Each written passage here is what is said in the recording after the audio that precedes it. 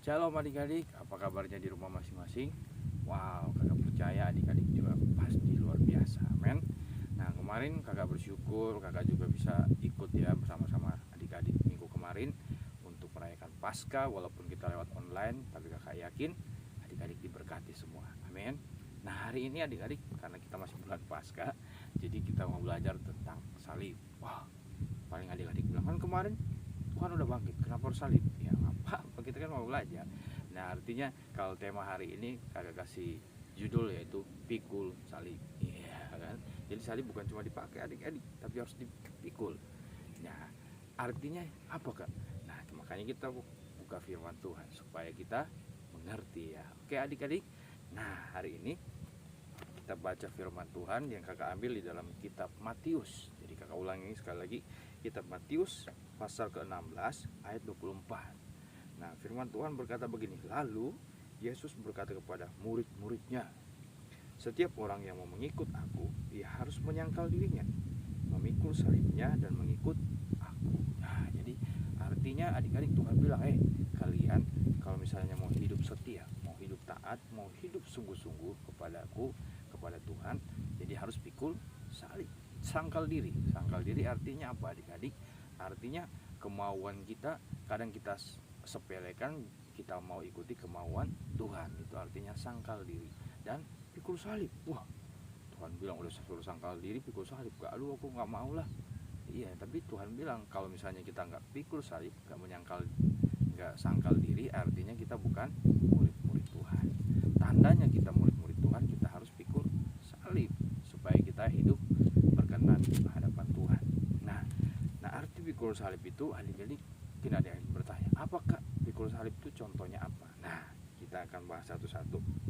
Kita buka firman Tuhan di dalam kitab Kolose.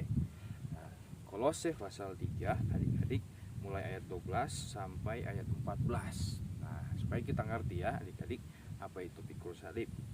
Nah, ayat 12 dikatakan begini, karena itu sebagai orang-orang pilihan Allah yang dikuduskan dan dikasihnya, kenakanlah belas kasihan, kemurahan, kerendahan hati, kelemah lembutan, dan kesabaran. Nah, kenapa misalnya dibilang kelemah lembutan, kesabaran, kerendahan hati? Jadi adik-adik, ketika adik-adik sudah dipilih Tuhan, misalnya kita harus mengasihi.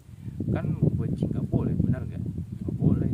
Misalnya adik-adik mendendam, gak boleh. Jadi kan kalau misalnya kita dikecewain sama orang kan marah juga, aku hajar kau ya. Enggak, jadi harus sabar. Nah, itu artinya harus pikul salib.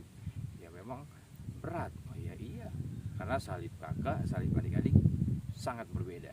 Tapi yang kakak percaya Tuhan yang memberikan kemampuan untuk kita bisa berjalan bersama Tuhan. Amin adik-adik. Nah, dan ayat 13 dikatakan, sabarlah kamu seorang terhadap yang lain, dan apabila yang seorang menaruh dendam terhadap yang lain, sama seperti Tuhan telah mengampuni kamu, kamu berbuat jugalah demikian. Jadi adik-adik, ketika adik-adik misalnya dibikin kesel sama orang, dibikin kecewa sama orang, kan kita udah marah, saya ini marah gitu kan. Tapi Tuhan bilang sabar katanya. Ingat, Tuhan juga mengampuni kita, Tuhan juga sabar sama kita, kita juga harus begitu. Nah, artinya Tuhan juga dulu pernah kan dicambuk waktu itu, diludahin, dimaki, tapi Tuhan gak membalas kan. Jadi itu salib yang Tuhan pikul. Bahkan di atas kayu salib Tuhan bilang apa? Bapa, ampunilah mereka sebab mereka tidak tahu apa yang mereka perbuat. Jadi kita harus juga mengampuni. Amin adik-adik. Nah, dan yang terakhir ayat 14 dibilang katanya, dan di dalam semuanya itu kenakanlah kasih sebagai pengikat yang mempersatukan dan menyempurnakan. Amin adik-adik. Nah, jadi adik-adik, kakak mau bilang sekali lagi bahwa kita itu bisa dipakai oleh Tuhan asalkan kita memberi diri, dan yang pasti kita melakukan semua itu berdasarkan kasih. Kasih itu siapa? Otomatis kasih itu adalah Tuhan sendiri.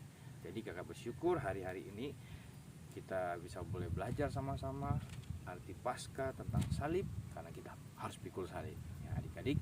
Dimanapun adik-adik harus menjadi adik-adik yang pribadi yang baik, punya karakter yang baik ya kan, harus semangat. Dan kalau orang jahat sama adik-adik, itu bukan urusan kita untuk membalas. Kita mengampuni, kita memberkati, biarlah Tuhan yang membela kita. Amin adik-adik. Jadi hari ini kakak bersyukur bisa menyampaikan firman Tuhan kepada adik-adik. Yang kakak bilang, tetap semangat, pikul salib, jangan cuma dipakai ya. Kalau misalnya ada yang mau pakai kalung salib, bisa oke, silakan, tapi kita harus pikul salib juga. Amin. Nah, terima kasih adik-adik, kakak bersyukur, kakak juga percaya adik-adik diberkati, adik-adik dijamah di rumah masing-masing. Tetap semangat, biarlah dimanapun adik-adik pergi harus jaga kesehatan. Amin adik-adik. Tuhan Yesus memberkati adik-adik semuanya, dan salam sehat. Sampai ketemu lagi di minggu-minggu yang akan datang. Amin adik-adik. Tuhan Yesus berkati dan shalom.